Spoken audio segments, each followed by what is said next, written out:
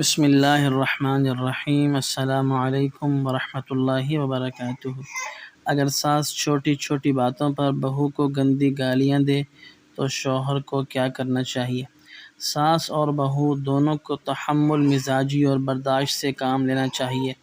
سسرالی رشتہ حسن اخلاق، حسن معاشرت اور ہمدردی اور ایثار کے جذبے سے ہی چل سکتا ہے۔ کچھ ذمہ داریاں عورت کی ہیں اور کچھ ذمہ داریاں شوہر کی ہیں۔ عورت کے ذمے اپنی ساس اور سسر کی خدمت اگرچہ شرعاً اور قضاءً واجب نہیں، لیکن اخلاقی طور پر اس کو اس بات کا خیال رکھنا چاہیے کہ ساس اور سسر اس کے شوہر کے ماں باپ ہیں، لہذا جس طرح وہ اپنے ماں باپ کی راحت کا خیال رکھتی ہے، اسی طرح شوہر کے ماں باپ کی خدمت اور ان کو راحت پہنچانا اس کی اخلاقی ذمہ داری میں شامل ہے۔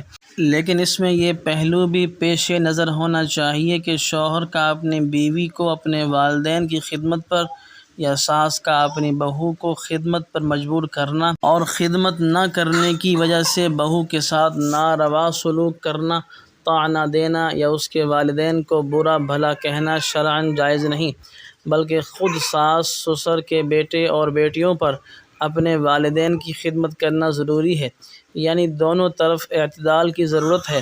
ساس کو چاہیے کہ وہ اپنی بہو کو گالیاں دینے اور برا بھلا کہنے کی بجائے اپنی بیٹی کی طرح سمجھے اور اس کے دکھ درد میں شریک ہو، اور بہو کو چاہیے کہ وہ ساس کو اپنی ماں کی طرح سمجھے اور اس کی خدمت کو اپنے لیے سعادت سمجھے۔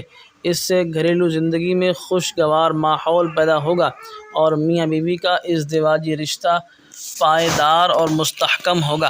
نیز ایسی صورتحال میں شوہر کو چاہیے کہ وہ اپنی والدہ کی خدمت وغیرہ کے لیے کچھ وقت ضرور نکالے اور والدہ کو تنہائی میں یہ سمجھائے کہ ہم آپ کے خدمتگار ہیں۔ نیز ان کی اہلیہ بھی ان کی والدہ کے بارے میں اچھا گمان رکھتی ہیں، ان کی خدمت کو اپنی سعادت سمجھتی ہیں، لہذا والدہ اور ان کی اہلیہ کے ساتھ اچھے سلوک سے پیش آئے اور طعن و تشنیع سے اجتناب برتے۔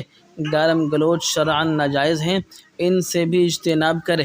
نیز شوہر ساتھ ساتھ اپنی اہلیہ کو بھی سمجھا دے کہ میری دلی توجہ مکمل تمہاری ہی طرف ہے، البتہ والدہ کا حق ہے۔ نیز ایسا نہ ہو کہ وہ آپ کے خلاف ہو جائیں یا کچھ سوچیں یا بددعا دیں تو میں ان کو کچھ وقت دے کر ان کی دعائیں لے لوں، اس سے مجھے اور میری نسلوں کا ہی فائدہ ہے۔